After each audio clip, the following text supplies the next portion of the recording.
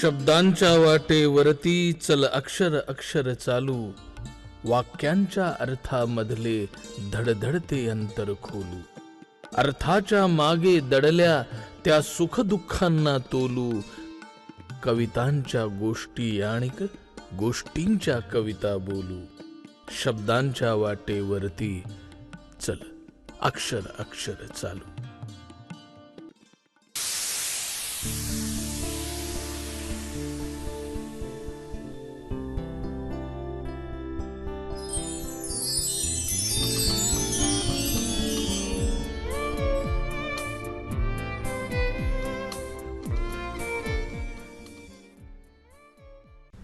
नमस्कार.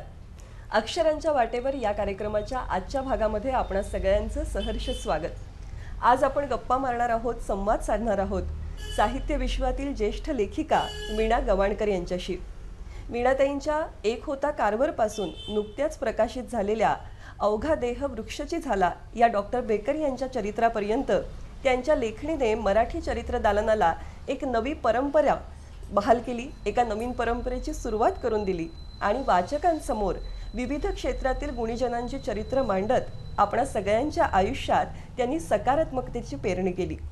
आज त्यांच्या वसईच्या निवासस्थानी आपण त्यांची भेट घेण्यासाठी आलो. वीणाताई, कार्यक्रमात तुमचं मनपूर्वक स्वागत. नमस्कार. तुम्हाला पाहिल्यानंतर अर्थातच कारवर आठवतो आणि आमचे कारवरमय दिवस सगळे आठवतात. खरं तर या पुस्तकाची सुरुवात अतिशय अनौपचारिक पद्धतीने झाली तुमच्या लिखाणाला. हो, अनौपचारिक म्हणजे अपघाताने म्हणायला जास्त चांगला शब्द मी म्हणेन, कारण मी काय ते पुस्तक लिहायचंय असं ठरवून मी ते लिहिलं नाहीये.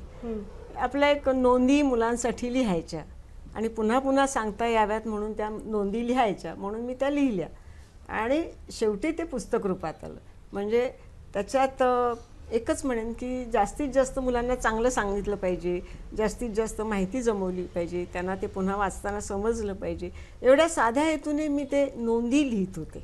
परंतु ते आपण आता हे पुस्तक लिहायचंय बरं का असं म्हणून ते लिहिलेलं नाहीये. म्हणजे एका आईनी सांगितलेली गोष्ट असंच या पुस्तकाची सुरुवात झाली.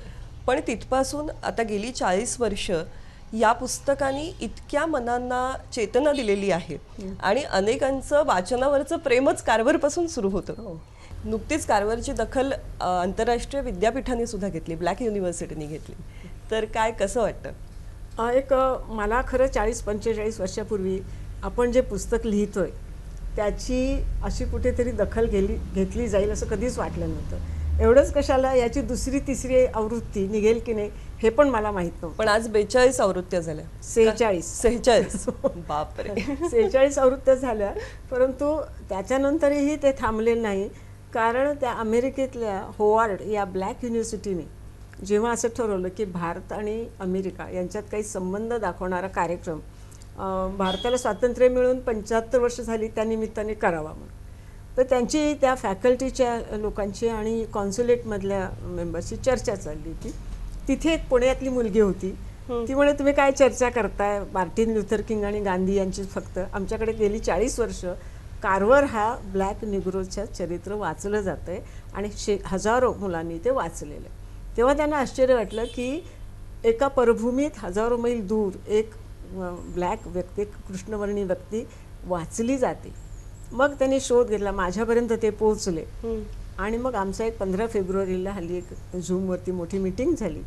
त्याच्यात ज्या दोघांनी कारवर वाचून कारवरकडून प्रेरणा घेऊन जे सायंटिस्ट झाले त्यातला एक GW कारवर ह्या नासाच्या सेंटरचा मुख्य आहे बरं, आणि एक कन्सास युनिव्हर्सिटीत हेड ऑफ डिपार्टमेंट आहे. त्यांना सुद्धा आम्ही मुद्दाम त्याला जोडून घेतलं होतं. तर मला एका गोष्टीचं विशेष वाटलं की आत्तापर्यंत जी कारवर वाचून ज्यांच्यावर परिणाम झाले होते त्यांनी कोणी सांगितलं होतं की आमचं क्षेत्र निवडताना मला मदत झाली, कोणी सांगितलं मी डिप्रेशनमधून बाहेर आलं, कोणी सांगितलं मला आयुष्याकडे बघण्याचा एक दृष्टिकोन मिळाला. असे वेगळे वेगळे आले. काहींनी जाणीवपूर्वक असं कळवलं मला की आवर्जून की आम्ही वाचायला शिकलो, म्हणजे वाचनाची गोडी लागली. असे वेगळे वेगळे आले. काही शेतकरी मंडळी होती, त्यांनी त्याचं ज्याला आपण म्हणू एकत्र बसून वाचणं असं करून सांगितले की शेतीबद्दल आम्हाला एक वेगळं कळलं. परंतु ह्या दोघांच्यातल्या जे म्हटलं मगाशी त्या वेबिनारमध्ये होते त्यातल्या एकाने सांगितलं कारवर वाचून गेल्यामुळे मला असं एक कळलं की इथली जी ब्लॅक कम्युनिटीतली मुलं आहेत ही शिकतात कशी, वरती कशी येतात, त्यांच्या अडचणी काय असतात, त्यांच्याशी कसं आपण इंटरॅक्ट व्हायला पाहिजे किंवा कसं त्यांच्याशी संबंध जोडले पाहिजे हे या पुस्तकामुळे कळलं. म्हणजे त्यांना इथून जाताना ज्या कन्सासमध्ये तो गेला शिकवायला तिथल्या विद्यार्थ्यांना मदत करताना त्याला या पुस्तकाचं खूप म्हणजे लेखणीची काय ताकद असू शकते. म्हणजे आपण जे म्हणतो की साहित्य नेहमी म्हणतो साहित्य हे सेतू आहे जोडणार वगैरे, तो मला अनुभव ह्या 15 फेब्रुवारीच्या ह्याने दिला की हजारो मैल दूर असलो तरी काही वृत्ती अशा असतात, काही प्रवृत्ती अशा असतात की जे तुम्हाला जोडतात. तसा कारवर हा जोडणारा मला एक पूल भेटला असं मला वाटतं. खरंच म्हणजे कारवरनी आमच्याही आयुष्यामध्ये प्रत्येकाच्या आयुष्याला स्पर्श केलेला आहे आणि आता तिसरी पिढी कारवर वाचते आहे. तर खरं तर तुम्ही जेव्हा लिहिलं पुस्तक तेव्हाच्या मुलांचं बालपण, तेव्हाचं त्यांचं भावविश्व आणि आत्ताचं यात खूप फरक झालाय, पण तरीही आजच्या मुलांना कारवर आकर्षित करतं. याचं कारण मला असं वाटतं बरं का की काही गोष्टी या निरंतरच्या आहेत. म्हणजे पिढ्या बदलोत, काळ बदलो की तुम्ही प्रवाहाच्या विरुद्ध पोहून जेव्हा पुढे जाता तेव्हा लोकांच्या लक्षात येतं. जिथे तुम्हाला आयत्याच शिड्या आहेत, आयत्याच झेप घ्यायला स्प्रिंगबोर्ड आहेत, तिथे त्याचं कौतुक नसतं. परंतु तुम्हाला ह्या प्रवाहाच्या विरुद्ध जायचं आहे, ह्या व्यवस्थेशी झगडून उभं राहायचं आहे. तुमच्या म्हणजे कसं असतो माणूस कुठून कुठे गेला, म्हणजे आपण अक्षर जर धरला तर शून्यापासून तो कुठे गेला आहे ह्याच्यावर आपण त्याचं यश मोजतो. पण जो बिलो लेवल आहे, झिरोच्याही जो खाली आहे, तो तुमच्यावर जेव्हा जातो तेव्हा तुम्हाला त्याचं वेगळं वाटतं, नवल वाटतं. म्हणजे इंडस्ट्रियलिस्टचा कारखानदाराचा मुलगा कारखानदार झाला तर आहेच त्याच्या घरात, शिक्षकाचा मुलगा शिक्षक झाला आहेच, पण तुमच्या रस्त्यावर झाडत असलेल्या बाईचा जेव्हा मुलगा IPS होईल किंवा IAS होईल तेव्हा तो म्हणाल तो कुठून कुठे गेला. तर हे प्रवाहाच्या विरुद्ध जाणं, परिस्थितीवर मात करणं, प्रयत्नांच्यावर विश्वास ठेवणं, ह्या सगळ्या गोष्टी ज्या आहेत ना ह्या निरंतर आहेत. म्हणूनच त्या काळातल्या लोकांना ज्या वाटल्या त्या आजच्या मुलांनाही वाटतात की सबबी चालणार नाहीत. आमच्याकडे अमुक एक गोष्ट नाही म्हणून मला सबब चालणार नाही, त्या सबबींचं आम्ही भांडवल करू शकत नाही. प्रयत्नांची जोड देऊन तुम्ही तुमचं आयुष्य घडवू शकता. थोडं इतकं यश मिळणार नाही जितकं कारवरला मिळालं, पण किमान अगदीच नाही त्याच्यापेक्षा आम्ही पुढे जाऊ शकू असा विश्वास हे पुस्तक देतं. त्याच्यामुळे पिढी किती झाल्या तरी ही जी वृत्ती आहे झगडण्याची, काळाच्या पुढे बघण्याची, प्रयत्नावरती विश्वास ठेवण्याची आणि सर्वात महत्त्वाचं कारवर जे म्हणत होता विज्ञानच तुम्हाला स्वतंत्र करील त्यावर विश्वास ठेवण्यासाठी हे गरजेचं आहे. आणि ते कितीही पिढ्या झाले तरी ह्या गोष्टी बदलणार नाही. नाही ते आत्ता तुम्ही म्हणालात तसं तुमच्या पुस्तकांनी पण आम्हाला विज्ञानावर विश्वास ठेवायला शिकवलं आणि वैज्ञानिकांचं कार्य किती मेहनतीचं असतं, कष्टाचं असतं, किती त्यागाचं असतं, या अनेक गोष्टींचं भान तुमची पुस्तकं देतात. जसं सर्पतज्ञ डॉक्टर रेमंड यांच्यावरचं तुमचं पुस्तक हे अनेक मुलांचं अतिशय आवडतं पुस्तक आहे. तर हे पुस्तक कसं काही म्हणजे हे पुस्तक मी कारवर हे माझ्या मुलांसाठी म्हणजे म्हटलं तसं मुलगी आणि मुलगा मगाशी माझ्या मिस्टरांनी सांगितलं होतं, ऐकलंच असं की त्यांच्या सांगण्यातून म्हणजे त्यांच्या इच्छेमुळे मी मुलांसाठी लिहिलं गेलं. तर माझा पुतण्या तिथेच खालीच राहतो, तो छोटा होता, तर मला म्हणाला काकू तू तुझ्या मुलांसाठी लिह, माझ्यासाठी काहीतरी लिह पुस्तक. आणि त्यावेळेस मी आमच्याकडे पूर्वी हे जुनी गोष्ट सांगते 30-35 वर्षापूर्वीची, पाऊस आला की ज्या बाजूच्या ओहळातून बारीक बारीक मासे यायचे आणि कोळंबी किंवा छोटेसे डोक मासे, आणि ही मुलं ती पकडायची आणि साठवायची. तर योगायोगाने त्याच वेळेस मी रेमंड डिटमासचं चरित्र वाचत होते आणि मला त्याचं असं लक्षात आलं की साधा छोटे साप पाळण्याच्या छंदातून, त्याच्या आवडीतून, त्याचा अभ्यास करून आणि त्याचा व्यासंग करून हा एक मोठा सर्पतज्ञ झाला.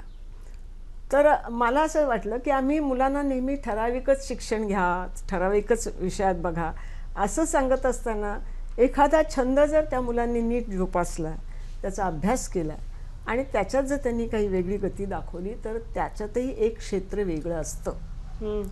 तर त्या ह्यानी मी ते पुस्तक लिहिलं होतं आणि ते मुलांना आवडलं, कारण मुलांना अनेक छंद असतात आणि छंद आई वडील म्हणजे आताचे मी म्हणत नाही, मी माझ्या काळातलं म्हणते की आई वडील छंद पुराण अभ्यास कर हे असतं. अशा वेळेला छंद सुद्धा माणसाला एक वेगळं व्यक्तिमत्व देतं, वेगळं शिखर गाठून देतं. म्हणून मला ते लहान मुलांसाठी पुस्तक लिहावंसं वाटलं. नक्कीच. आपण किती सहजपणे असं म्हणतो की विज्ञानाची जी काही प्रगती आहे ती पाश्चिमात्य देशांमधून अधिक प्रमाणात झाली आहे. त्या मानाने भारतीय वैज्ञानिकांची नोंद घेतली जात नाही. पण तुम्ही मात्र डॉक्टर खानखुजेंवरचं पुस्तक असेल किंवा विलासराव साळुंखे यांचं काम असेल, हे तुमच्या लिखाणातून मांडलं, तर याविषयी काय सांगा? खानखोजेंच्याबद्दल सांगायचं झालं तर ते म्हणजे मी मगाशी म्हटलं तसं कुठलंही पुस्तक मी ठरवून लिहित नाही, अचानक ते माझ्यासमोर ते येतं. तसं झालं की नागपूरला एक्झॅक्ट तारीख सांगायचं तर 6 डिसेंबर 1992 मशीद पडली तो दिवस. तिथे त्यांनी एक कारभार मेळावा भरवला होता आणि त्या कारभार मेळाव्यात ॲग्रिकल्चर कॉलेजचे विद्यार्थी होते वेगळे आलेले. आणि हे सगळं कारभार मेळावा म्हणजे काय? कारभार म्हणजे एक तिथले महाबळ म्हणून प्रोफेसर होते, त्यांनी जवळजवळ 400-500 मुलांना कारभार वाचायला लावलं होतं आणि लेखक तुमच्या भेटील म्हणून मला बोलवलं. अच्छा. तर मी म्हणून तो मेळावा, तर त्याच्यात मी बोलत होते. तर कार्यक्रम म्हणजे संपता एका विद्यार्थ्याने विचारलं की तुम्ही, तोपर्यंत मी 2-3च पुस्तकं लिहिली होती. कारवर लिहिलं होतं, रेमंड डिटमार्स लिहिलं होतं, आयडा स्कडर लिहिलं होतं आणि सालीम अली लिहिलं होतं. तर ते म्हणे तुम्ही फक्त परकीय लोकांच्यावरच लिहिता का, तर तुम्हाला भारतीय कोणी दिसत नाही का? मी म्हटलं असं काही नाही, सालीम अली तर भारतीयच होते आणि मी काय असं ठरवून लिहित नाही. मला असं आलं पुस्तक समोर की मग लिहावं असं वाटलं तर लिहिते. म्हटलं तुम्ही मला का सांगता सगळं लिहायला, तुम्ही ॲग्रिकल्चरची मुलं आहे, तर खानखोजे तुम्हाला माहिती आहेत का? कारण त्यांचं मृत्यू लेख त्यांच्यावरचा मी वाचलेला होता आणि तेव्हा मला कळलं होतं की हे गदर क्रांतिकारक आहेत, हे शेतीतज्ञ आहेत आणि भारतीय स्वातंत्र्य चळवळी त्यांचा मोठा योगदान आहे. तर म्हटलं तुम्ही त्याच्यावर लिहा ना. तर तो विद्यार्थी असं बोलत असताना तिकडे ती मशीद पडली आणि त्यांची सभा तिथेच थांबली. त्याच्यानंतर म्हणजे आल्यावर मलाही उत्सुकता होती म्हणून मी एशियाटिक लायब्ररी जाऊन शोधायला लागले. तर त्यांच्यावर एकही पुस्तक नाही खानखोजेंच्यावर, परंतु समकालीनांची चरित्र मी जवळजवळ 15-20 वाचली आणि त्याच्यात कुठेतरी एखादं वाक्य, एखादा प्रसंग ह्या खानखोजेंच्या संबंधी होता. म्हणजे सलग अशी माहिती मिळत नव्हती. मग 2 वर्षानंतर मी पुन्हा जेव्हा नागपूरला गेले तेव्हा मी पुन्हा शोध घेतला आणि तो शोध घेता मी त्यांच्या नातेवाईकांच्यापर्यंत पोहोचले. त्यांनी मग मला त्यांचे काही अनुभव सांगितले. मग मी दिल्लीला गेले. दिल्ली नेहरू मेमोरियल ट्रस्टमधून म्हणजे जो 8 दिवस राहून मी तिथले सगळे कागदपत्र म्हणजे आता सांगताना अजूनही मला त्याचं म्हणजे भरून येतं असं की पूर्वी आठवत असेल की डबल स्पेसमध्ये टायपिंग करत असत लोक. तर त्यांनी भारतात आल्यानंतर त्यांची इतकी हालाकी होती की त्या डबल स्पेसच्या मध्ये ते पेन्सिलनी आपलं आत्मचरित्र लिहित होते. म्हणजे कागद कोरा न घेता आणि पेन्सिलच्या तुकड्याने ते तिथे लिहिलेले कागद काही मला फाईल्स मिळाल्या. बरं. त्या घेऊन मग नंतर मी कलकत्त्याला गेले नॅशनल लायब्ररीत आणि तिथे शोधताना मी जेव्हा लायब्ररियन असल्याचं की मी नेहमी अभिमान सांगते की लायब्ररी सायन्सचा अभ्यास मी केल्यामुळे मी हे करू शकले. मी तिथे एंट्रीला सरळ पुस्तक शोधत त्या एका विशिष्ट रॅककडे गेली आणि पुस्तकं काढायला लागले गदर वर्षीची आणि ह्याची. तर तिथे जे रेफरन्स आणि ह्याच्यात गेले होते, रेफरन्स बघणारे एक गृहस्थ आले. त्यांनी मला सरळ म्हटलं तुम्ही मराठी का हो असं. त्यांनी म्हटलं हो. मुंबईहून आलात की काय? म्हटलं हो मुंबईहून आले. तुम्ही नेमक्या तिथे कसे गेलात? लायब्ररी सायन्स शिकलायत का? म्हटलं हो. मग त्याला एकदम बरं वाटलं की ही बाई सरळ आली आणि तिथे कशी गेली, कारण ते कोडिंग जे असतं ते माहिती असतं, नंबरिंग वगैरे. मग त्यांना मी सांगितल्यावर आश्चर्य तुम्हाला वाटेल की त्यांनी बरीच 3-4 पुस्तकं दिली आणि त्यातलं काही मला भाग महत्त्वाचा झेरॉक्स करून हवा होता कॉपीमध्ये. तिथे पद्धत अशी आहे की तुम्ही आज सांगायचं आणि 3ऱ्या दिवशी येऊन घ्यायचं, पण त्या गृहस्थांनी तिथे मला त्याचं झेरॉक्सिंग करून दिलं. ह्याच्यातला दुसरा भाग सांगायचा असा आहे, ती जी पुस्तकं मी बघितली त्याच्यात खुशवंत सिंगांची पण होती, त्याच्यात खानखोजेंचा उल्लेख कुठेही नव्हता. मग मला असं वाटलं जर मला ही माहिती मिळते, खुशवंत सिंगचा गृहस्थ त्यांची दखलसुद्धा घेत नाहीत, मग मला जर ही माहिती मिळते तर मी लिहायची की नाही. मग माझा शोध, मग तिथून मग मी नागपूरला आले. नागपूरला काही दिवस राहून मी तिथे शोध घेतला जुन्या मिळवले त्यांचे दस्तऐवज. मग मी केसरीचं जे आर्काईव्ह आहे पुण्याला, तिथे जाऊन त्यांची 52-53 आणि काही 39 साली आलेली जी पत्र प्रकाशित झाली होती ती मिळवली. असं करून मी जवळजवळ 2-2.5 किलो झेरॉक्स कागद घेऊन बसायला आले. आणि प्रश्न असा झाला की त्याच्यात गॅप्स खूप होत्या. म्हणजे कारण त्यांचं लिहून ठेवलेलं कुठे नाही, त्या गॅप्स कसा भरायचा प्रश्न होता. त्यामुळे अवांतर वाचन, म्हणजे तुमच्या फिल्मच्या भाषेत तुम्हाला 100 फुटाची फिल्म करताना 800 फूट फिल्म वाया घालावी लागते, तसं मला 100 पानं लिहिताना 500-700 पानं वाचावी लागतात.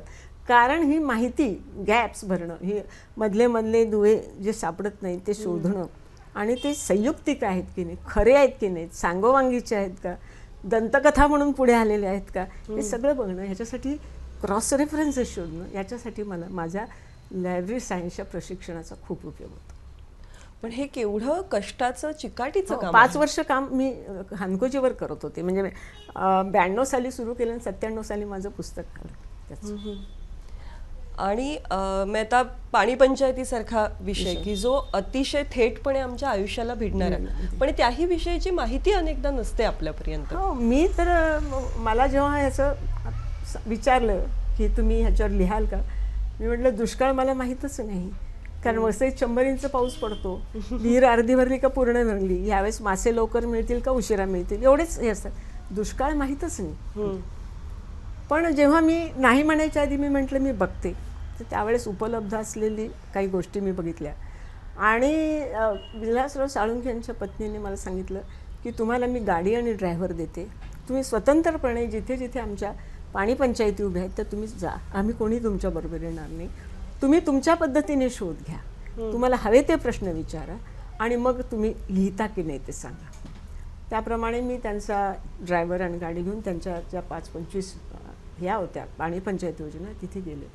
आणि मला सांगावंसं वाटतं की एखाद्या माणसाच्या कर्तृत्वाने, विचाराने किंवा कृतीने सगळं समाज जरी नाही बदललं तरी मला फरक पडत नाही, पण एका जरी माणसाचं आयुष्य बदलत असेल तर त्या आयुष्याची किंमत त्या माणसाच्या कामाचं मोल आहे.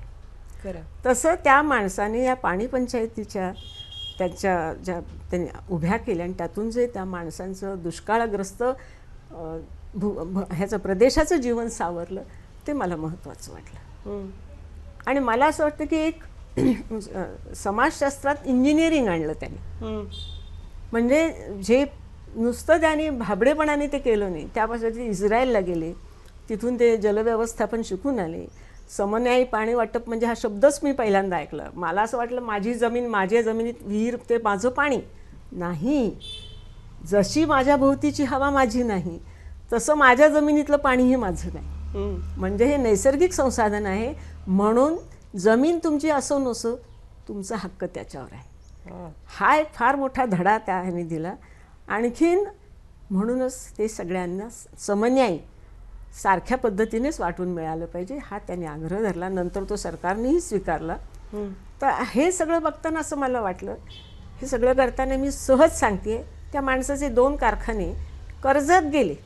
काय गेले ते हे करत बसले, तरीही माघार न घेता पुन्हा ते उभे राहिले.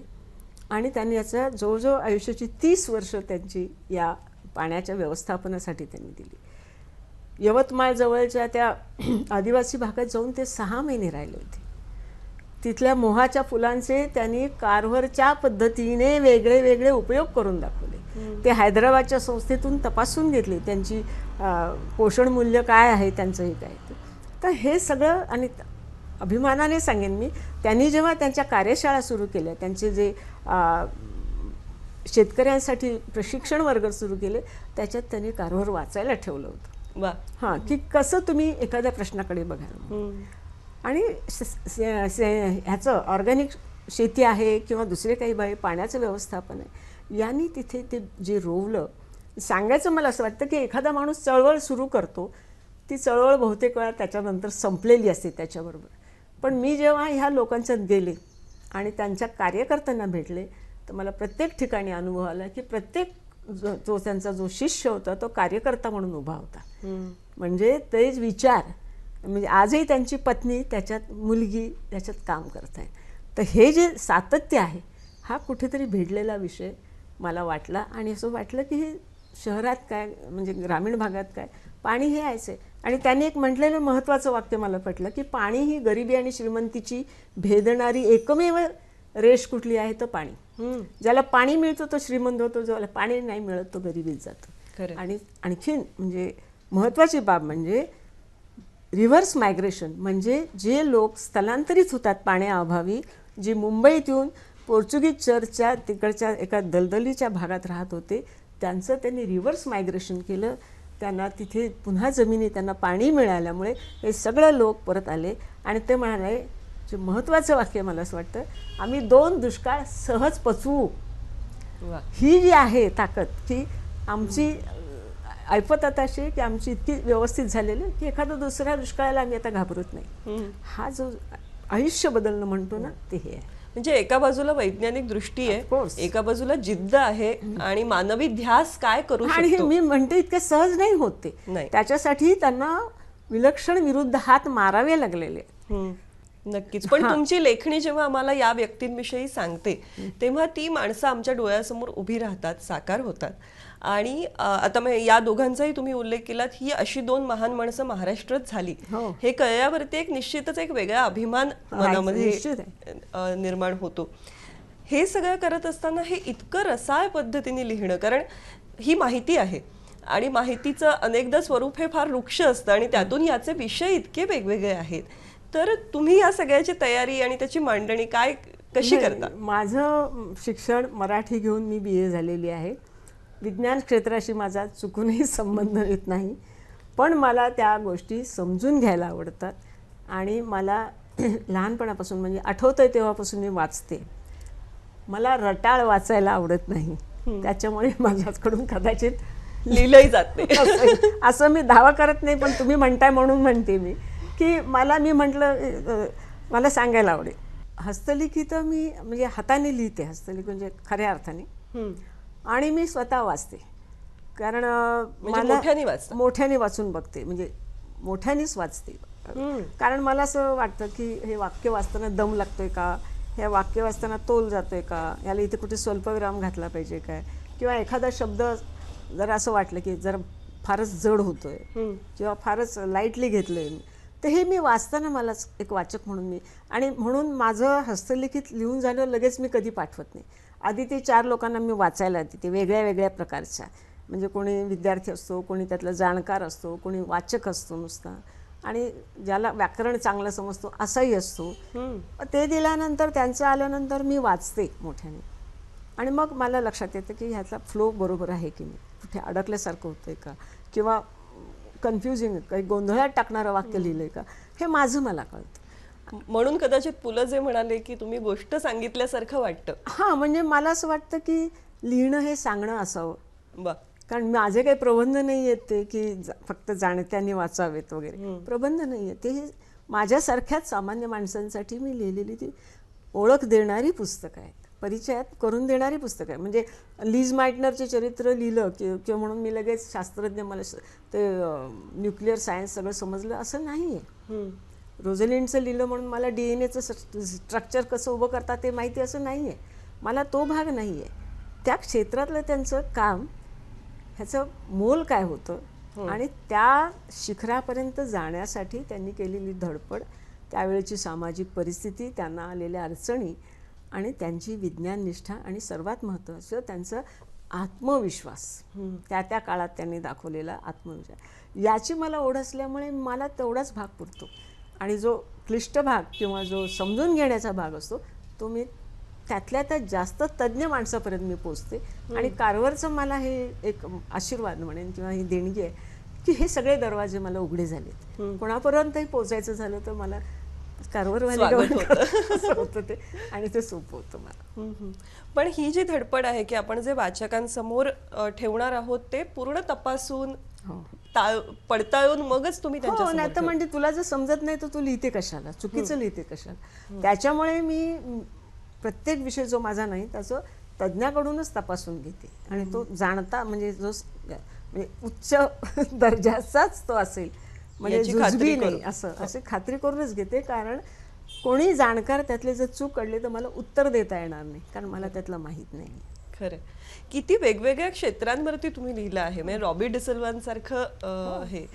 आता डिझाईन म्हणजे काय हेच मला माहीत नव्हतं. हम्म. चित्र काय आणि डिझाईन काय माझ्या दृष्टीने सारखंच होतं. पण जेव्हा मी त्या माणसाशी बोलत गेले, ज्या माणसाला समजून घेत गेले, आणि मग कळलं की हा माणूस आंतरराष्ट्रीय कीर्तीचा डिझायनर आहे. आणि तो माझ्या घरापासून फक्त, मगाशी तुम्ही रस्ता विचारतो ना, पापडी पापडी, त्या पापडीला राहणारा एक सामान्य घरातला वाटावा असा माणूस. पण तो इतका आंतरराष्ट्रीय कीर्तीचा आहे की स्टेट बँकेचा लोगो पण त्यांनी केलेला आहे त्यांच्या हाताखाली. हे जेव्हा मला कळलं, मग तेव्हा मी त्यांच्याशी बोलत राहिले. आणि कदाचित आधीच्या, म्हणजे मला असं वाटतं आधी मी हे पुस्तक लिहू शकले नसते कदाचित, पण आधीच्या माझ्या तयारी करण्याच्या पद्धतीमुळे असेल किंवा माझ्या पुस्तकांच्या झालेल्या चर्चामुळे असेल, त्यांनीही माझ्यावर विश्वास दाखवला आणि ते पुस्तक मी लिहू शकले. एक खूप वेगळ्या विषयाचं आणि एका मराठी माणसाचं, मराठी मातीतल्या माणसाचं, जो आंतरराष्ट्रीय कीर्तीचा होता, म्हणजे ज्याला इटालियन बोजेरी स्टुडिओने उचलून दिला अक्षरशः की आमच्या स्टुडिओत तो काम कर. आणि लंडनमधल्या पहिल्या 10 डिझायनरमधला हा माणूस, जो काळाच्या खूप पुढे होता आणि जो आम्हाला समजला नाही. असं वाटलं की त्याच्या हयातीत मी हे लिहिलं, हे मला खूप समाधान देणारं वाटलं की त्यांना ते पुस्तक बघायला मिळालं. एकमेव पुस्तक असं आहे की जे माणूस हयात असताना मी लिहिलं, नाही तर मी टाळते. नक्कीच. आता तुम्ही म्हणालात तसं की ही माहिती गोळा करण्याची जी तुम्हाला एक सवय म्हणूया, शिस्त म्हणूया, किंवा त्याचं तुमचं एक तंत्र आहे, शिस्त आहे.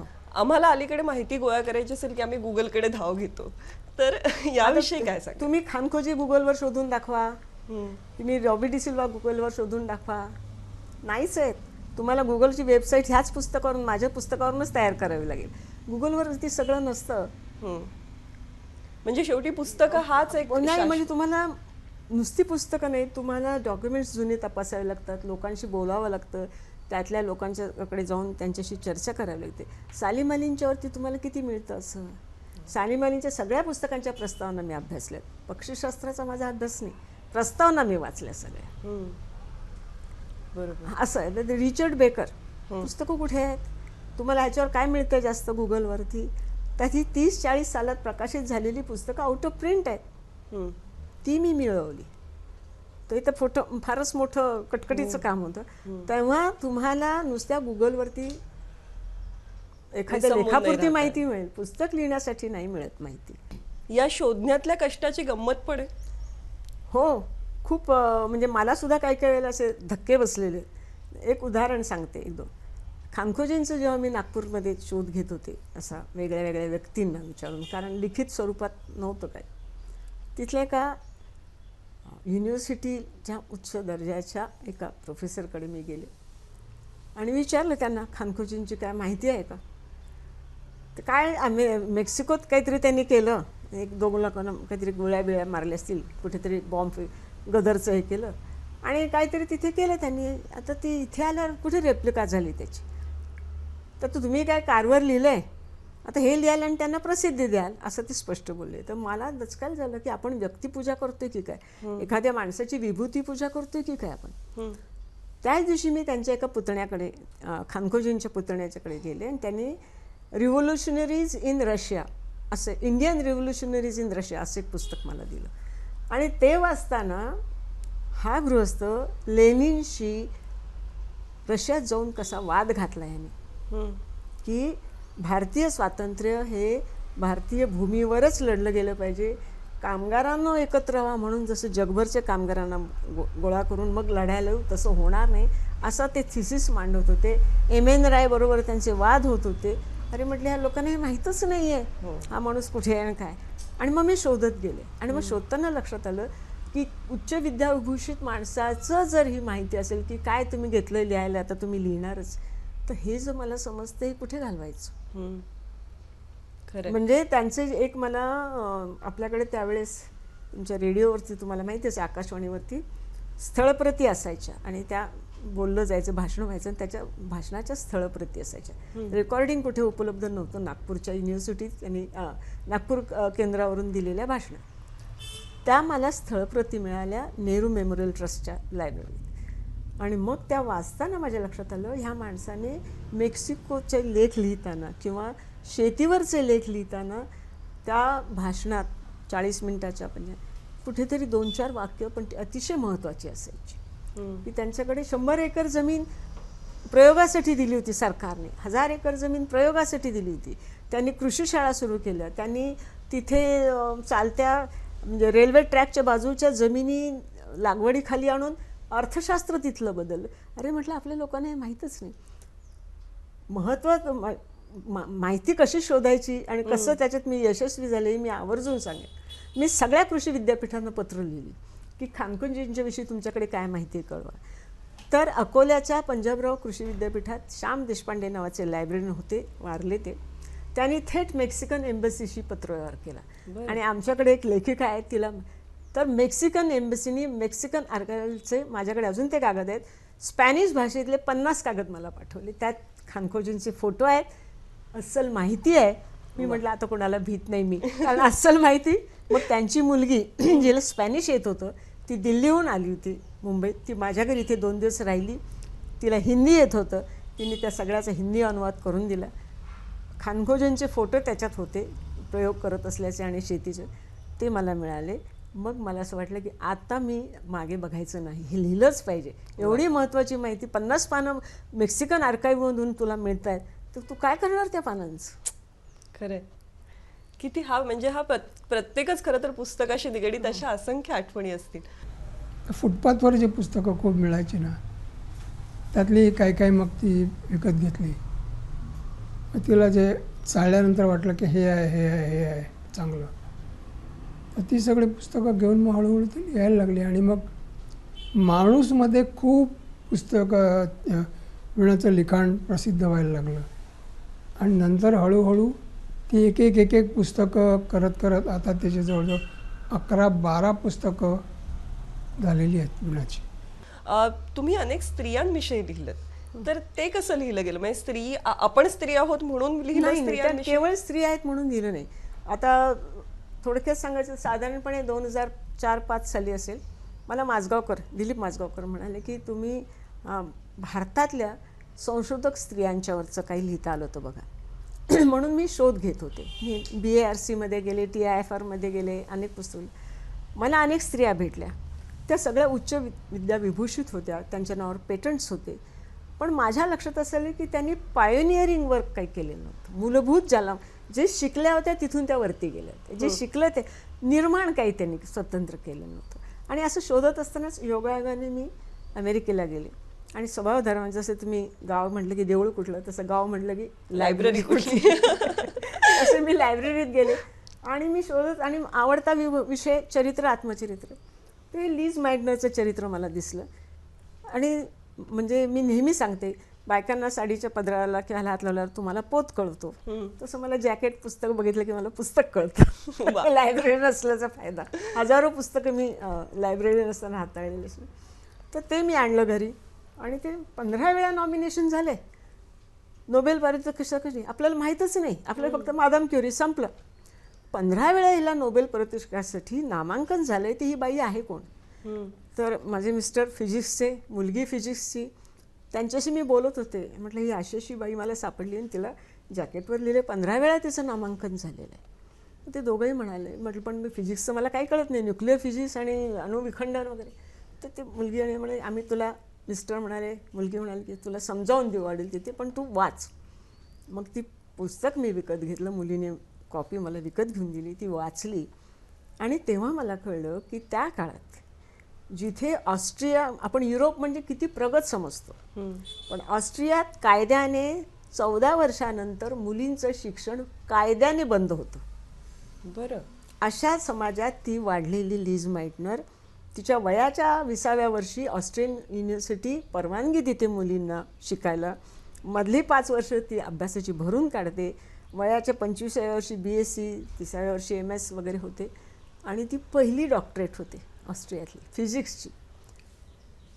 इंडस्ट्रीत तर स्त्रियांना नव्हतं, शिकवायलाही स्त्रियांना तिथे म्हणत. मग करायचं काय या शिक्षणाचं?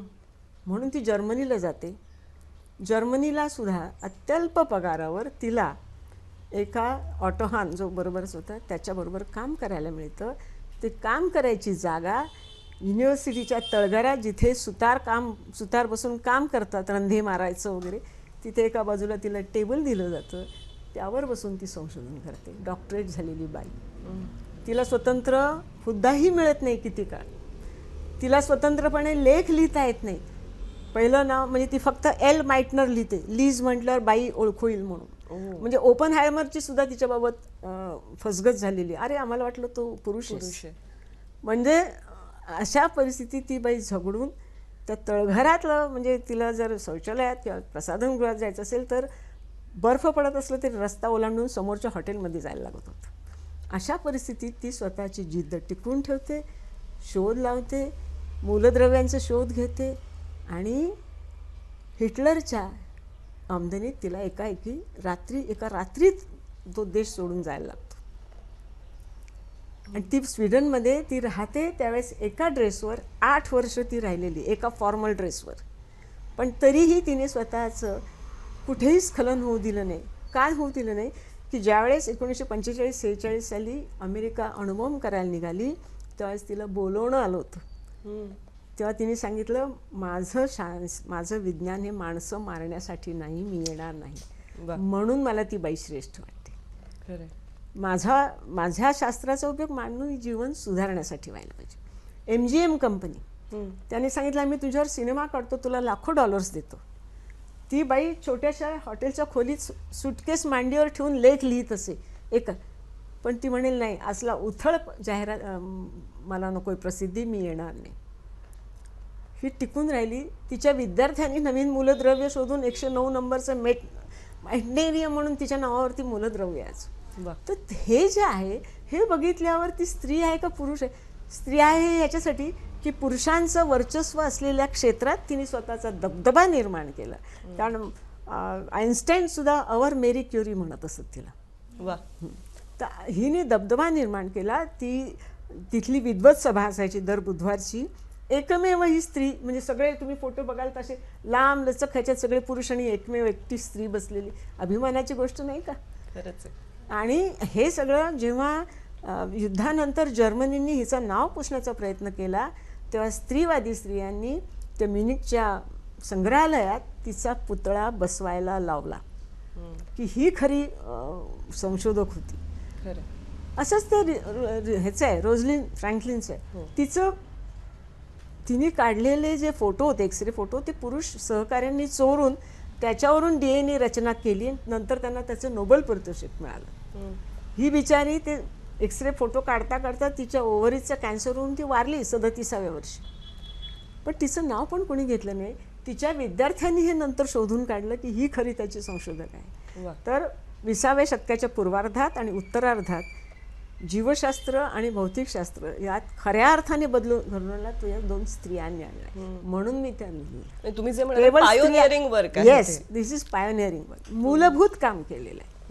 म्हणून मला त्या आणि काय परिस्थितीत काम केले ते वाचताना आठवताना आज सुद्धा गलबलून येतं की म्हणून मी म्हणते की फक्त आपण जेव्हा निसर्गाचं पर्यावरण म्हणतो आणि म्हणतो की पर्यावरण टिकलं की सगळ्या प्रजाती आपोआप टिकतील, तसंच समाजाचं आहे. समाजाचं पर्यावरण टिकलं तर ह्या सगळ्या प्रजाती टिकणार आहेत. खरं. म्हणून जे तुम्ही बघतात आजूबाजूला स्त्रियांची प्रगती त्याला तुम्ही मदत करा. खरं. स्त्रियांविषयीच बोलतो होतं, गोल्डा या पुस्तकाविषयी बोललंच पाहिजे. कसं झालं ते किंवा का वाटलं तुम्हाला तिच्यावर लिहावंस? आमचा एक मनोज आचार्य म्हणून मित्र आहे जुना, तो नेहमी म्हणजे गेली 15-1 वर्ष माझ्याबरोबर हस्तलिखित वाचायला मदत करतो. तोही मोठ्याने वाचू लागतो माझ्याबरोबर, म्हणजे त्यालाही आवडतं. तर नुकतंच रॉबर्ट डिसिल्वा लिहिलं होतं आणि रिकामीच होते, त्याला ते बघवे ना. तुम्ही आता 2 विषय चुकले, सिकंदर अलेक्झांडरवरती लिहा किंवा गोल्डावर लिहा. म्हटलं अलेक्झांडरवर मी लिहिणार नाही, ऐतिहासिक ह्याच्यात एवढं कोण आता शोधणार, आणि ते शोधायचं तुम्हाला तर अनेक भाषांचा गोल्डाचं मी बघते म्हटलं. आणि मी सहज तो गेल्यानंतर जेव्हा ह्याच्यावर शोधलं काही यूट्यूबवरती गुगलवरती, तेव्हा तिची विलक्षण माहिती समोर आली. म्हणजे असे 10 ह्याच्यात एपिसोडमध्ये असलेले तिचं सगळं सांगितलेलं, इस्रायलची माहिती झाली. तर मला लक्षात आलं की एखाद्या राष्ट्राचं चरित्र लिहिताना एखाद्याला बाजूला करता येईल नाही, किंवा एखाद्या व्यक्तीचं चरित्र लिहिताना राष्ट्राचा इतिहास बाजूला करता येणार नाही, असं हे व्यक्तिमत्व आहे. इतकं एकमेकात अडकलेलं आहे की इस्रायलचा इतिहास लिहिताना तुम्हाला गोल्डाचं नाव घ्यावंच लागेल आणि गोल्डाच्या बद्दल काही बोलताना इस्रायल आठवावाच लागेल म्हणून मी तो, आणि तिचा जो प्रवास आहे एका सामान्य शिक्षिकेपासून ते पंतप्रधान होण्यापर्यंत हा आहे. तिच्या बरोबरीचे सगळे एकापेक्षा एक गाढे प्रगाढ असे विद्वान लोक आहेत, एकापेक्षा एक 8-8, 9-9 भाषा येणारे, कोणी वकील आहे, कोणी बॅरिस्टर आहे, कोणी संशोधक, वाईजमन सारखा संशोधक आहे. अशांशी ती टिकून राहते, स्वतःचं अस्तित्व सिद्ध करते आणि इस्रायलचे पंतप्रधान होते. 3 लढाया ती लढते. लढाया लढणं इन द सेन्स की त्याचं जे हे करणं आहे, त्याच्यात नायक होणं त्याचं. आणि आपण दायान म्हणतो, पण दायानसुद्धा तिच्यासमोर हात जोडून उभारायची वेळ आली त्याच्यावर की मी राजीनामा देतो पण ह्याच्यातून सोडवून. अशी ही कणखर स्त्री. आणि सर्वात महत्त्वाचं म्हणजे ती अतिशय साधी होती. कोणी आले तर स्वतः दरवाजा उघडत असे, स्वतः त्याला कॉफी देत असे. आपले किचनमध्ये बसून, किचन कॅबिनेट हा शब्द तिथून आला आहे, तिथे बसून ती निर्णय घेत असे. अतिशय साधी. तिने आपल्या मुलांसाठी काही इस्टेट केली नाही, मुलीसाठी काही केलं नाही. तिची मुलं किबुट्समध्ये वाढली. स्वतः तिचा पगार कॉन्सुलेटमध्ये काम करणाऱ्या स्त्री इतका घेत असे ती. तर हे मला एक वाटलं. आणि दुसरी गोष्ट, तिथे इस्रायलला आलात म्हणजे तुम्ही जे बोलवले तिने स्थलांतरित सगळे झाले, तर तुम्ही इथल्यासारखं व्हायला पाहिजे. म्हणजे तुम्ही जर्मनी डॉक्टर असाल, ऑस्ट्रियात इंजिनियर असाल, इथे रस्ते बांधा, इथे विटा वाहा, इथे तुम्हाला राष्ट्र उभं करायचं. हे जे आहे ना, हे मला फार महत्त्वाचं वाटलं. तुमची स्वतंत्र आयडेंटिटी इथे दाखवू नका, तुम्ही इथे इस्रायलचे पुत्र. त्याच्यातून ते घरं, रस्ते, अमुक तमुक सगळं उभं केलं तिने. आणि त्या तिच्या दाखवलेल्या तळमळीने लोकही तयार झाले. म्हणजे एकेकाळी तिची लोकप्रियता 86 ते 87% होती, इतकी ती लोकप्रिय झालेली होती. तर मला त्याच्यात महत्त्वाचं की तिला खूप आजारही झाले होते. त्या सगळ्या आजारांच्यावर मात करत ती शेवटपर्यंत खंबीर राहून ती देश म्हणजे काय ही कल्पना, म्हणजे आपलं नेशन उभं करणं म्हणजे काय, देश उभं करणं म्हणजे काय, हे ती मला खूप हृदय वाटलं तिचं. नक्कीच. तुमच्या पुस्तकातून अनेक वेळा अशी जी मूल्य आहेत, जीवनमूल्य आहेत, ती आम्हाला गवसतात. किंवा पर्यावरणाविषयीचं प्रेम असेल, हेही आम्हाला खूप आमच्यापर्यंत पोहोचत असतं. म्हणजे ते कार्व्हरमध्येही होतं आणि आता बेकरवरच्या पुस्तकातही ते आहेच. आणि त्या पुस्तकाचं प्रकाशन देवराईत होणं ही एक किती छान सुंदर योग होता तो. तर या पुस्तकाविषयी काय सांगाल? कारण लॉकडाऊनच्या काळात घडलं. हो, म्हणजे हा योगायोग समजा 1979 साली मी याच्यावर छोटासा लेख लिहिला होता रिचर्ड बेकरवरती. म्हणजे पुण्याचं अभिजात निसर्ग सेवक म्हणून एक वार्षिक हे निघत असे. त्यांनी सालीमाली नुकतंच लिहून झालं होतं, तर म्हणे आम्हाला एखादा विषय द्या. मग मी त्यावेळेस एशियाटिक लायब्ररीत जात असे. मग एशियाटिक लायब्ररीत गेले आणि शोधणं मला स्वाभाविकता येत असल्यामुळे मी ते केलं. आणि तो वाचून एक प्रदीर्घ लेख मी त्या मासिकासाठी लिहिला. आणि 4 जानेवारी 2020 हे ते पुस्तक आहे माझ्याकडे, ग्रेटा चहा ऐकू येते ना, अतुल देऊळगावकर, त्याचं प्रकाशन माझ्या हस्तेच होतं. आणि मी बोलताना, आणि ह्याच्यापूर्वीही अनेक शाळातून मी रिचर्ड बेकरवर बोललेले आहे. कारण हे पुस्तक प्रकाशित झाल्यावर अनेक शिक्षकांचं मला लगेच आलं, आमच्या शाळेत तुम्ही बोलला होतात, आमच्या शाळेत. कारण तो विषय मला फार महत्त्वाचा वाटला होता आणि कुठेतरी डोक्यात मनात तो अडकून होता. तर मी त्या व्यासपीठावरून सुद्धा मी म्हटलं, तुम्हाला ग्रेटाची हा काका आत्ता येते. 1922 साली 100 वर्षापूर्वी या माणसाने हाका द्यायला सुरुवात केली होती, रिचर्ड बेकरने. आपल्याकडे सालीमालींनी 1925-26 साली हाका दिल्या होत्या की पर्यावरणात पक्ष्यांचं महत्त्व किती, पर्यावरण रक्षणाच्या दृष्टीने तुम्ही वगैरे. तर आपण ह्या हाका लक्षात घेत नाही. पश्चिम घाट बचावची हाक देतच होते, आपण लक्ष देत नाही. सुंदरलाल बहुगुणा हाका देतच होते, चिपको आंदोलन, आपण लक्ष देत नाही. तर ह्या हाका वाया जाऊ नयेत म्हणून असं मी बोलत असताना खाली उतरल्यावर देऊळगावकरांनी विचारलं, हे रिचर्ड बेकर कोण? मी म्हटलं नाही, मग सांगितलंच पाहिजेत. तुम्हाला जर माहीत नसतील तर मला सांगितलंच पाहिजेत, कारण हा माणूस बाजूला पडलेला. बरोबर. म्हणून मग मी ते लिहायला घेतलं. आणि करोना सुरू झाला. म्हणजे त्याच्यात मग पुस्तकं मिळणं, आता ती मी एशियाटिक लायब्ररीला जाणं शक्यच नव्हतं. ब्रिटिश काउन्सिल लायब्ररीज बंद झाल्यात, फर्ग्युसन लायब्ररीत नाही, जयकर लायब्ररीत नाही, पुस्तकं मिळणार. मग किती तुम्ही सोशल मीडियाला नावं ठेवा, तो मला पावलेला आहे. म्हणजे माझी फेसबुक मैत्रीण, जिला मी आजपर्यंत बघितलेली नाही, तिला कालच पुस्तक पोचल्याचं तिला मी सहज म्हटलं की मला अशी अशी पुस्तकं हवीत. मी ॲमेझॉनवर जाते बघायला, मी बघेपर्यंत पुस्तक नाहीसं झालेलं असतं, एखादीच कॉपी असते आणि ती जुनी असते कारण रिप्रिंट्स निघालेलं नाही. तर तिचा अर्ध्या तासाने निरोप आला की तुमची 5 पुस्तकं मला इथे मिळालीत, मी घेऊन ठेवली. आणि मग लॉकडाऊन सुरू झाला. म्हटलं तर पाठवायची कशी, पाठवायची नाही. तर मग सुरू झाल्यावर पाठवीन म्हणून मग तोपर्यंत माझ्याकडे जे जुनं मला ते खोड आहे, म्हणजे जपून ठेवते मी नोंदी, जुने लेख. ते आता ते जुन्या नोंदीचे कागद हे झाले म्हणून टाकले, लेख हा जुने येतो. दरम्यान मग ते पुस्तकं पाठवली. 6 जूनला काहीतरी असं उघड सुरू झाल्यावर ते पुस्तकं आली नाही. मग मी म्हटलं आता विषय सोडून देते, कारण 50-60 पानाचं हस्ती लिहिली आहे, 50-60 पानांचं काय पुस्तक काय काय. मग तिला मी सांगितलं बाई असं असं झालं. तर तिचं नाही. परत अर्ध्या तासांनी फोन, आणि ती नाही मिळाली, पण त्यातली 2 आणि आणखीन 3 वेगळी मिळाली, त्या मी घेतलीत. मी म्हटलं पहिल्याचे मी पाऊंड्यात पैसे द्यायला पाहिजेत ना, पहिल्याचेच पैसे दिले नाहीत, तुम्ही दुसरं कसं काय. मला तुम्ही मगाशी जो प्रश्न विचारला तिथे यायचं आहे.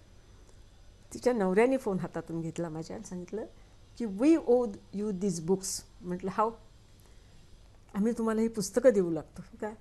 तर माझ्या बायकोला 2005 आणि 6 साली विलक्षण डिप्रेशनमध्ये होती. तिथे ती डॉक्टरेट करत होती, अभ्यास करत होती, तिला खूप त्रास झाला आणि त्याच्यात ती खूप डिप्रेशनमध्ये गेली. आणि त्या गृहस्थांना म्हणजे मिस्टर तांबेंनासुद्धा त्यांच्या जे काही हार्डवेअरचा काय ह्याचा धंदा होता त्याच्यात खूप लॉस झाला होता. त्याच्यामुळे ते कुटुंब असं ह्याला आलं होतं अगदी. अशा वेळेला तुमचं रोझलिन फ्रँकलिन आणि लीज मेटनर वाचून माझी पत्नी पुन्हा उभी राहिली. आणि शी इज म्हणजे आता प्रोफेसर आहे ती बर्बेक कॉलेजमध्ये, मोठ्या युनिव्हर्सिटी ते प्रोफेसर आहे. तर आम्हाला त्या ह्याच्यातून माझ्या पत्नीला ती बाहेर आल्यामुळे मीही सावरलो, आणि म्हणून आम्हाला तुमचं हे देणं लागतं आम्ही. म्हणून मग म्हटलं आता थांबा, देणंच लागतं तर ती पुस्तकं पाठवू नका, कारण पुन्हा जर ती नाही आली माझ्याकडे तर अक्षरशः ती पुस्तकच नाही आहे, पुस्तकच नाही आहे. मग तिने काय केलं असेल, तिने व्हॉट्सॲपला मला पुस्तकं मागून पुस्तकं फोटो पाठवत राहिली. मग माझा मुलगा ते प्रिंटआउट ह्याच्यावर घ्यायचा, पेनड्राईव्हवर जायचा, प्रिंटआउट काढायचा, स्पायरल बाइंडिंग करून त्याचं पुस्तक म्हणून करून द्यायचा. मी लिहिलं आणि मग ती सगळी पुस्तकं मला पुस्तक लिहून झाल्यावर आली माझ्याकडे. आज माझ्याकडे मला वाटतं भारतात मी एकमेव असेल जिच्याकडे पुस्तक आहे. तर सांगायचं कारण हा शोध जो घेणं आहे हा अतिशय तुम्हाला तुमचा पेशन्स बघतो, तुमचं मनसामर्थ्य बघतो, तुमचं किती टिकून राहता हाही त्याच्यातून शिकायचा भाग असतो. की आम्ही म्हणतो मला पुस्तक मिळालं, मग एखाद्या माणसाचा शोध लावत असताना त्याची काय मनस्थिती होत असेल, खरं यश न मिळालं. तर आज मला एक समाधान एवढंच आहे की हे सगळं म्हणजे जी पुस्तकं वाचली त्याच्यात भारताविषयीचा त्यांचा जो संबंध आहे तो कुठे नव्हता, तो मात्र मला गुगलमुळे इतर लोकांच्यामुळे मला मिळाला. आणि बेकर भारतात येऊन गेले होते ती भेट. बहुगुणांच्या बरोबर होते. किसन मेहता जे बॉम्बे बचावचे आणि मेयर होते आपले, त्यांच्याबरोबर जे होते. इनफॅक्ट 89 साली मी जेव्हा किसन मेहतांना भेटायला गेले तेव्हा रिचर्ड बेकर बरोबरचा फोटो त्यांनी मला दिला होता, तो मी फेसबुकवरती सुद्धा टाकला होता. वा. हां, तर ते सायलेंट व्हॅली बचाव त्या ह्याच्यात त्यांनी पुढाकार घेतला होता. तर भारतीय ह्याच्यात त्यांचा भाग. नेहरूंना त्यांनी थरचं वाळवंट कसं अडवता येईल किंवा कसं त्याचे दुष्परिणाम कमी होतील हे सांगितलेलं आहे. त्यांनी अनेक ह्याच्यात त्यांनी भारतीय वृक्षांच्यावरती सुद्धा त्यांच्या पुस्तकात उल्लेख आहे. तो माणूस जगभर गेलेला आहे. वा. जगभर म्हणजे अक्षरशः जगभर गेलेला आहे, उलट्या खिशाने गेलेला आहे. 5 पाऊंड पण त्याच्या खिशात नसायचे. तर हे जे काही आहे, भले त्यांचं कुठे शास्त्रीय माहिती कमी पडली असेल, भले त्यांचं काही हेच, पण तो माणूस आयुष्यभर म्हणजे वयाच्या काहीतरी 20व्या वर्षापासून ते पुढची 70 वर्ष जवळजवळ तो माणूस फक्त वृक्ष लावा हेच सांगत राहिला. आणि म्हणूनच म्हटलं अवघा देहाची वृक्ष. क्या बात आहे. वा. इतकं तादात्म्य कामाशी होणं हे महत्त्वाचं आहे. आज तुमच्याकडून तुमच्या पुस्तकांविषयी ऐकत असताना त्यातली अनेक वाचली आहेत, पण जी वाचली नाहीत ती वाचलीच पाहिजेत असा एक भाव मनामध्ये निर्माण होतोय. आणि म्हणून वाचन संस्कृतीकडे विषयीचा एक प्रश्न विचारावा असं वाटतो की सर्वसामान्यपणे लोक म्हणतात अलीकडे मराठी कोण वाचतं किंवा मुलं कुठे वाचतात, तर याविषयीचं तुमचं निरीक्षण काय? मला तर एक अनुभव एक आवर्जून सांगावं असं वाटेल की या करोनाच्या काळात म्हणजे पहिल्या लाटेत म्हणजे दुसऱ्या लाटेत माझ्या सगळ्या पुस्तकांची रिप्रिंट्स निघाली, एकूण एक पुस्तकाची. त्यात गोल्डासारखं पुस्तकाचे ते 5 निघाली. मी म्हणू का लोक वाचत नाही म्हणून? आणि आता परवा देवराईच्या ह्याला गेलो होते. एक तर आपल्याला माहिती आहे पुस्तक प्रकाशन असलं म्हणजे AC हॉल, हातात बिस्लेरीच्या बाटल्या, सँडविचचे पॅकेज किंवा वड्या काहीतरी द्यायला. इथे लोक सकाळी 7 वाजता स्वतःचं पाणी घेऊन आणि स्वतःचं खाणं घेऊन चालत, कारण जिथे पायथा आहे तिथून त्या टेकडीवर चालत सकाळी 7 वाजता का हजर झाले? नाही, पुस्तक प्रकाशन हा एक भाग, निसर्गात पण त्यांना जायचं होतं. आणि तिथे मुलं जी होती ती साधारण 8 वर्षापासून एक साधारण 12 वर्षाची 7-8 मुलं बसली होती समोर, खाली ताडपत्रीवर बसलेले. ते सगळं अगदी निसर्गातच झालं. मी त्या मुलांना म्हटलं, बाळांनो तुम्हाला जायचं तर खेळायला जा, मला वाटलं ते डिस्ट्रॅक्ट करतील मला बोलताना. ते म्हणाले, नाही आजी, आम्ही तुला ऐकायला आलोत. कोण म्हणतं मराठीचं हे नाही आहे? त्यातलं एक माझ्याकडे कविता पण आहे, एकाने छोटी कविता पण करून दिली माझ्यासाठी. म्हणजे तुम्ही घरातून होम लर्निंगची मुलं होती ती, घरातून काय त्यांना देता?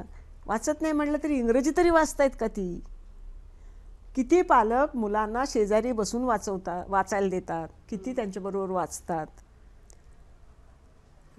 मी TV बघणार, तू तिथे अभ्यास कर, मी TV अमुक करणार, ती तिथे बघ, असं म्हटल्यावर तर मुलांनाही वाटत नाही. पण आई वाचते, आम्हाला हा कधीच प्रश्न आला नाही. आम्ही वाचतोय, माझे मिस्टर वाचत आहेत, माझी मुलं वाचत आहेत, आमची नातवंड वाचत आहेत. घरात वाचन संस्कृती असली. माझ्याकडे कुठलाही आलेला मुलगा इथे खाली बसतो. ही खालची सगळी पुस्तकं जी आहेत ही सगळी पिक्टोरियल आहेत, चित्रमय पुस्तकं आहेत. आणि आलेलं मूल तिथे त्याला दिलं की तिकडे एक फळा आहे माझ्या घरात, त्याला खडू दिला की तो चित्र काढत बसतो आणि इथे बसवलं की ती पुस्तकं चालतो. मुलांना तुम्ही द्या. नेलंय कधी प्रदर्शनात पुस्तकाच्या मुलाला उचलून तुम्ही? हां ना, द्या ना, बघा तुम्ही काय करतात. मग आईवडील मला धावो, आम्हाला 600 रुपयाचा गंडा घातला. म्हणजे शब्द बदला, गंडा कसला घातला? आयुष्यभर माझे आभार माना की मुलाने पुस्तकं विकत घेतली म्हणून. तर तुम्ही जे योग्य उपाय केलेत ना, तर मला तरी वाटत नाही की वाचत नाही. आजही मला ग्रामीण भागातून विद्यार्थ्यांची, मुलांची पत्रं येतात. ते कशासाठी? मास्तरांनी सांगितलं म्हणून, नुसतं शिक्षकांनी सांगितलं म्हणून ते पत्र लेखन करा म्हणून ते केलेलं नसतं. उत्स्फूर्तता असते त्याच्यात. आणि तुमच्या आजी तुझी अजून कुठली पुस्तकं आहेत वगैरे असं विचारतात मला ते. मग असं असतं की ही जबाबदारी आमची असते, लेखकांची सुद्धा. लेखकाची पण ही जबाबदारी आहे की लोकांनी वाचण्यासाठी आपण किती प्रामाणिक कष्ट करून ते पुढे नेलं पाहिजे. खरं अगदीच. एक प्रश्न जाता जाता म्हणजे विचारल्याशिवाय राहवतच नाही, म्हणून इतका वेळ आम्ही तुम्हाला वावरताना बघतो आहोत. बायकांना वय विचारू नये असं म्हणतात, टिचकी मारली की पुढच्या महिन्यात 80 वर्ष जाणार. पण तुमच्याकडे पाहून मात्र त्या वयाचा अजिबातच अंदाज येत नाही. तर आत्तापर्यंत हे सगळं लेखन करत असताना आता तुम्ही सांगितलं त्यातून कळतंय की ते चिकाटीचं काम आहे, त्याच्यामध्ये प्रवास आहे, शारीरिक मानसिक सगळ्या प्रकारचे कष्ट आहेत. हे सगळं संसार, हे सगळं सांभाळून हा फिटनेस जपणं, हे शारीरिक मानसिक स्वास्थ्य जपणं, याचं काय रहस्य? पहिली गोष्ट म्हणजे मी माझ्या घराचं बेबी सिटिंग फार लवकर थांबवलं. म्हणजे माझी मुलं साधारण 10 वर्ष झाल्यावर त्यांचं म्हणून नंतरच मिळालं. पहिली 10 वर्ष मी पूर्णपणे घराकडे बघ.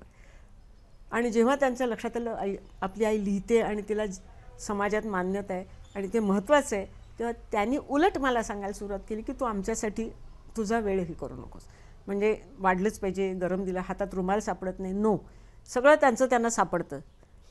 त्याच्यामुळे मी फक्त माझ्या जबाबदाऱ्या सांभाळल्या. दुसरी गोष्ट, आम्ही सगळेजण स्वास्थ्याच्या बाबतीत जागरूक आहोत.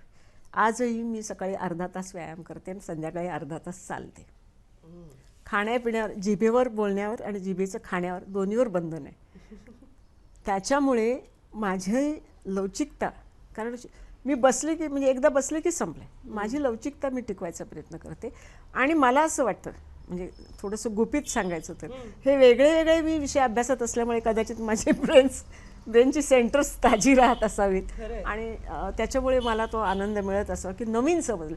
लोकांना काय झालं, तुम्ही मगासपासून विचारतात, लोकांच्यात काय, त्यांनी काय घेतलं, ह्यांनी काय घेतलं, मी काय घेतलं मला विचार. मी ही एनर्जी घेतली, माझ्या बुद्धीत फरक झाला आहे, माझ्या आकलनात फरक, माझे व्यक्तिगत माझी प्रगती झालेली आहे. आणि ती मला असं वाटतं की एक माणूस म्हणून माझी घडण मी जी होते 40 वर्षापूर्वी आणि आजची 40 वर्षापूर्वीची खूप फरक आहे. ही ग्रोथ माझी आहे ना, ती मला आनंददायी आहे आणि तो आनंदच मग मला ह्या सगळ्यात तरतरीत ठेवतो. एका अर्थाने ही म्हणजे आनंदाची लागण आहे ती एकाकडून दुसरीकडे जात असते. आजच्या कार्यक्रमातून ती प्रेक्षकांपर्यंतही पोहोचली असणारच. आणखीन एक प्रश्न जाता जाता विचारायचा आहे, तुमच्या साहित्याचं, तुमच्या पुस्तकांचं भाषांतर झालंय का? इतर भाषांमधून ती वाचली जातात का? हिचं आयडा स्कर्डर जे मी लिहिलं त्याचं हिंदीत झालेलं आहे आणि कार्व्हरचं कन्नड, गुजराती, हिंदी, इंग्लिश एवढ्या भाषेत त्यांचा अनुवाद झालेला आहे. आणखीन उडिया भाषेसाठी विचारलं होतं पण पुढे त्यांचं काही कळलं नाही, कारण ते मी पण नॅशनल बुक ट्रस्टनी ते घेतलं होतं सगळ्या भाषांसाठी, परंतु 6 साली घेतलं. त्याच्यात जवळजवळ 18 सालापर्यंत त्यांनी काहीच नेलं नाही. मग मी सगळे माझे हक्क काढून घेतले. म्हटलं ज्याला करायचे असतील ते करतील इतर लोक, म्हणून मी ते मोकळं ठेवलं. निश्चितच. आणि अधिकाधिक भारतीय भाषांमधून हे पुस्तक पोहोचावं, कारण आपल्या प्रादेशिक भाषांविषयी आपण नेहमी म्हणतो की या ज्ञानभाषा व्हायला हव्यात. त्या दृष्टीने तुमची पुस्तकं हा एक अनमोल ठेवा आहे. थँक्यू. आणि आज तुम्ही आमच्याबरोबर इतक्या मनमोकळ्या गप्पा मारल्यात, तुमच्या पुस्तकांचा प्रवास उलगडून सांगितलात, त्यासाठी मनःपूर्वक आभार.